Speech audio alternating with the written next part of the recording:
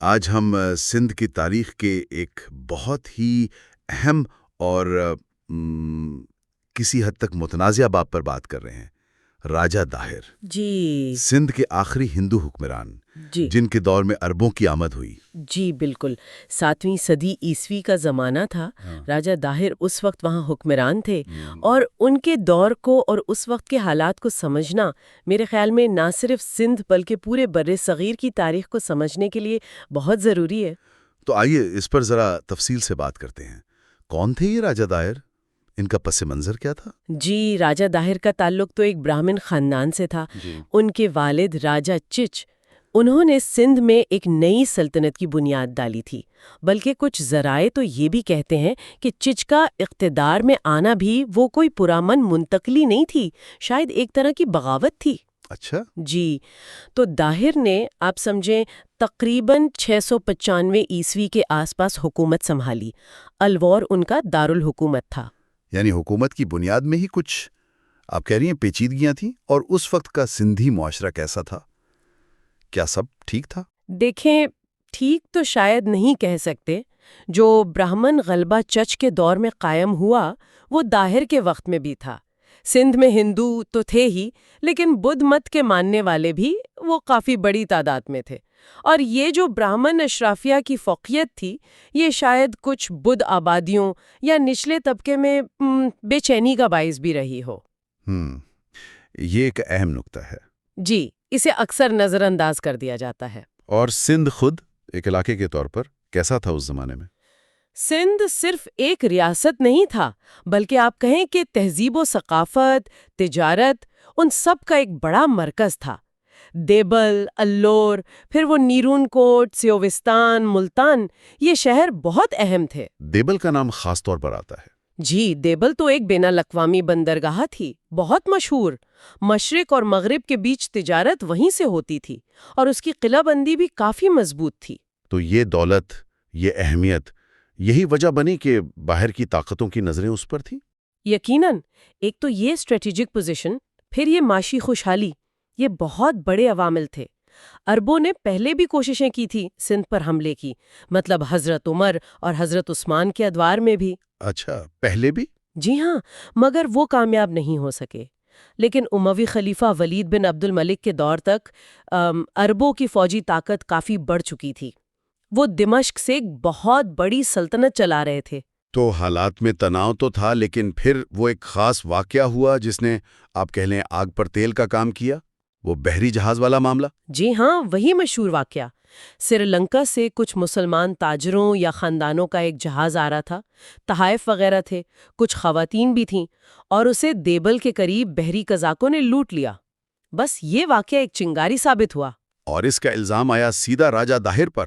بالکل، عراق کے جو اموی گورنر تھے حجاج بن یوسف، انہوں نے داہر کو خط لکھا کہ بھائی ان قزاقوں پر کارروائی کرو اور ہمارا نقصان پورا کرو۔ داہر کا جواب تھا کہ یہ قزاق میرے قابو سے باہر ہیں۔ اب یہ واقعی سچ تھا یا وہ ایک بہانہ تھا، اس پر تاریخ میں مختلف آراء ہیں۔ لیکن حجاج کے لیے یہ کافی تھا، مطلب یہ سندھ پر باقاعدہ حملہ کرنے کا ایک جواز بن گیا۔ اور پھر انٹری ہوتی ہے محمد بن قاسم کی۔ جی، 712 عیسوی میں حجاج نے اپنے نوجوان بھتیجے اور داماد محمد بن قاسم، 17 سال عمر تھی ان کی، انہیں ایک منظم فوج دے کر سندھ بھیجا۔ 17 سال، کافی نوجوان تھے۔ جی بہت۔ انہوں نے پہلے دیبل فتح کیا، وہاں منجنیکوں کا بھی استعمال ہوا جو اس وقت نئی ٹیکنالوجی تھی۔ پھر نیرون کوٹ اور سیواستان سے ہوتے ہوئے آگے بڑھے۔ اور پھر وہ فیصلہ کن جنگ؟ وہ راور کے مقام پر ہوئی۔ راجہ داہر نے خود فوج کی قیادت کی، ہاتھی پر سوار تھے، کہا جاتا ہے کہ بہت بہادری سے لڑے، لیکن جنگ کے دوران ہی ایک تیر لگا، وہ ہاتھی سے گرے اور پھر مارے گئے۔ اور ان کی شکست کے بعد سندھ کا کیا بنا؟ داہر کی موت کے بعد تو سندھی فوج میں جیسے بھگدڑ مچ گئی۔ محمد بن قاسم نے پھر آگے بڑھ کر دارالحکومت اللور بھی فتح کر لیا۔ راجہ داہر کے خاندان کا جو انجام ہوا، خاص طور پر ان کی بیوی اور بیٹیوں کا، اس کے بارے میں روایات کافی مختلف اور کچھ متنازع بھی ہیں۔ اور یہیں سے وہ بات شروع ہوتی ہے جو ہم اکثر تاریخ میں دیکھتے ہیں کہ ایک ہی واقعے کے کرداروں کو کیسے یاد رکھا جاتا ہے۔ ہے نا؟ ایک فاتح، دوسرا مفتو۔ بالکل، یہ بہت اہم نکتہ ہے۔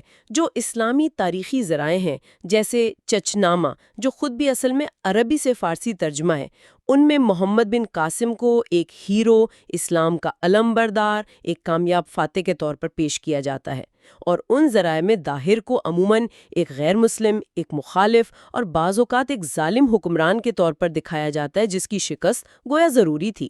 اور دوسرا زاویہ کیا کہتا ہے، جو داہر کو ہیرو مانتا ہے؟ جی، دوسری طرف خاص طور پر پچھلی 1 صدی میں یا جدید دور میں کچھ قوم پرست علاقائی مورخین وہ راجہ داہر کو اپنی دھرتی کا دفاع کرنے والا ہیرو سمجھتے ہیں۔ ان کے نزدیک وہ سندھ کی خود مختاری کی علامت ہے جس نے ایک بیرونی حملہ آور کا ڈٹ کر مقابلہ کیا۔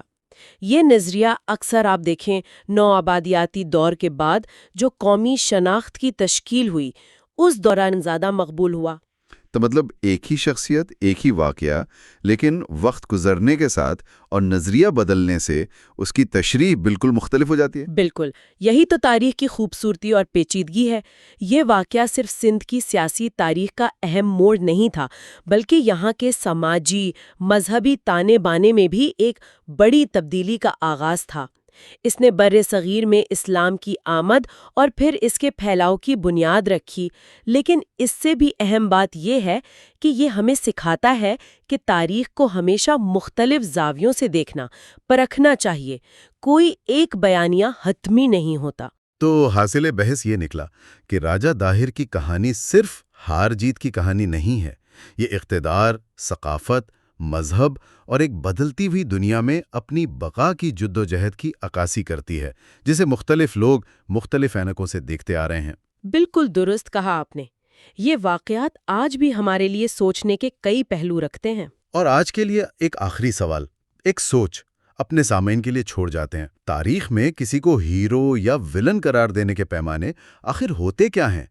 اور کیا یہ پیمانے وقت کے ساتھ معاشرتی سوچ کے ساتھ بدلتے نہیں رہتے؟